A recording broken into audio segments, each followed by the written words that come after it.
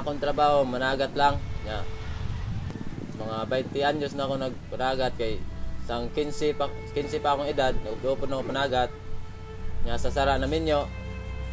Ang gyapon ng obra sige panagat ng gyapon. Ang lain ang sara tag sang niagi, mas damo isda sang niagi kontra sara nga.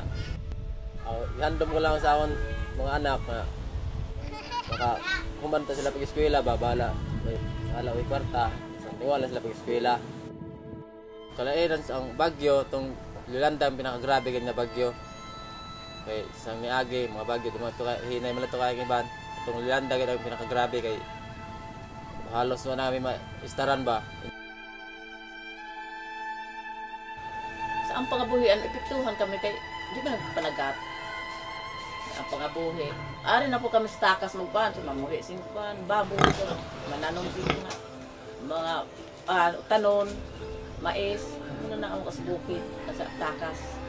Ako dogan ako din nagpuyo sa kaungkod. Amo sa ang trabaho, mananagat ng yapon. Ang among kita, iko lang gayon para sa akong mga anak. Itong climate change, kapag tumama itong epekto nito, yung pinaka nagsasuffer rito, yung mga mahihirap na community, kasi sila yung walang kapasidad para makapag-adjust.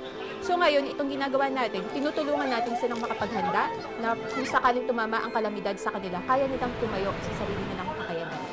Nakita nato nga kining technology karon sa gitawag nga development, bag-o siya tungod kay ang partnership sa WWF o Arthaland o ang community, makita nimo nga equal ang iyang footing. At Arthaland, it's not always about profit for us. What's more important is that what we give back to the communities, how we engage the communities. Our philosophy is we want to spread the education, the gospel of sustainability.